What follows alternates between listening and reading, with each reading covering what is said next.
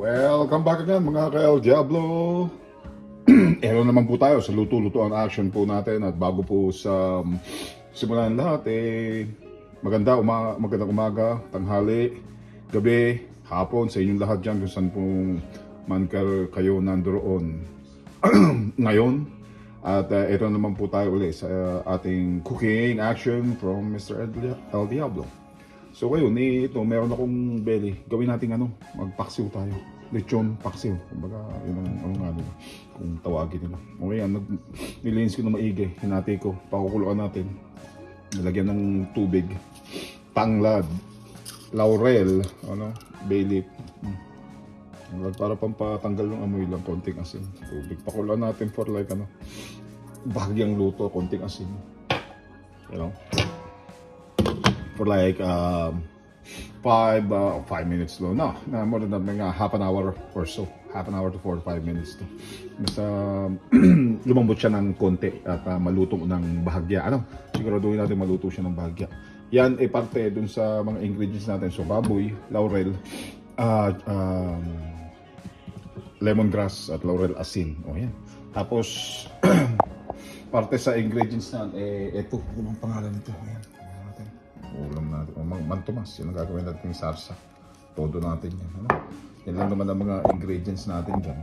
At sa mga lumat bago, maraming salamat. Sa mga hindi pa nakasubscribe, mag-subscribe. Sa mga nandito po palagi, maraming salamat sa pagsubaybay sa akin. At mag-comment po kayo at mag-share po tayo palagi. May super thanks at mag-like po tayo palagi. Other than that, bukod dito sa ating mantumas na tinurutukan ko, yun nga. So, ingredients, pork belly, pork, kung ano man ang gusto ninyo. Kasi may pork belly ako, kaya yun ang ginawa ko. Belly, baboy. Kumbaga sa tapos ito nga, sa paksiw natin, kailangan natin ng mantumas all purpose. Tapos gagamit ako ng konting suka at asukal. And then sibuyas, tsaka bawang para igisa. O sige, papakita ko sa inyo yung next nito, ha. Huwag kalimutan, magpakulok, ha. Basically, sibuyas, bawang, laurel, lemongrass, asin, suka, di ba? Tapos yung mangtomas natin, meron tayo. Tapos kung gusto niyo pwede kayo maglagay ng paminta.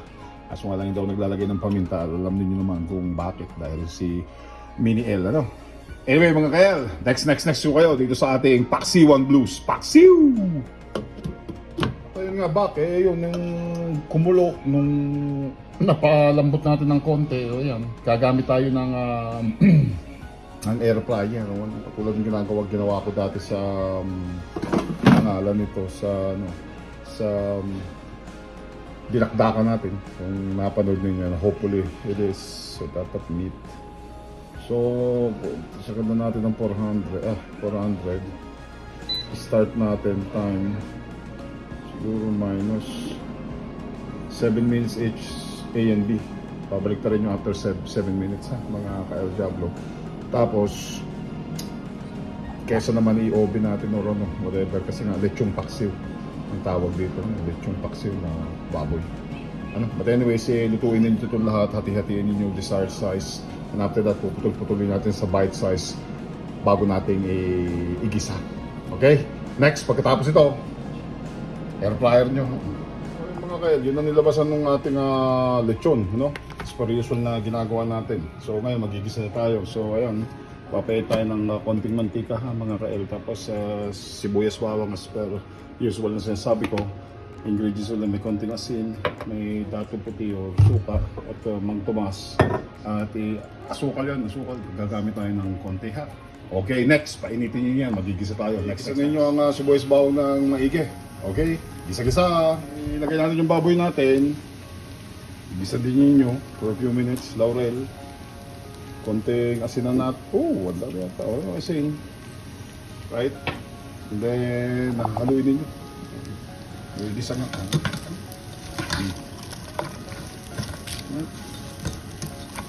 Gagamit ako ng konting tubig dito.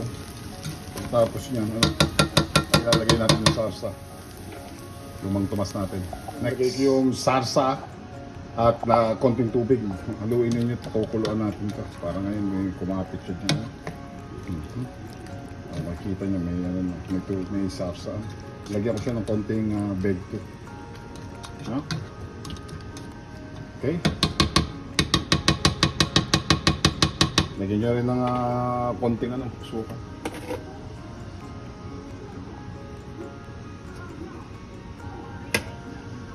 Right?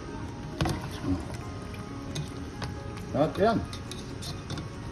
Maupuin nyo ng mga ilang minuto tapos tikman ninyo. Ha? Una naman takpan for like 10 minutes or so. Okay? Next. At ayun huwag kalimutan ng konting suka. No? Para preservative. Kaya nga paksiw no? Okay, next. Final nito. Ito nga mga ka-El Diablo. Ayan ang lechon paksiw na yun. Take na yung sarsa niya, di ba? Yun ang konti. After 15 minutes. Simple lang naman. Air fryer. Sibuyas bawang. Laurel. Lemongrass. Pagpapakulo. Di ba? Pakukuloan nyo lang yung inyong laman.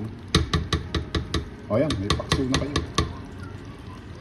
Wala, tara, kain na. Other than that, keep it tight, cool and clean, and don't forget to like and subscribe, share, thanks, super thanks, join button, magkita-kita tayo ulit. Susunod na luto-luto ang version ni Mr. El Diablo. At tandaan ninyo, version ko lang ito, napakasimple.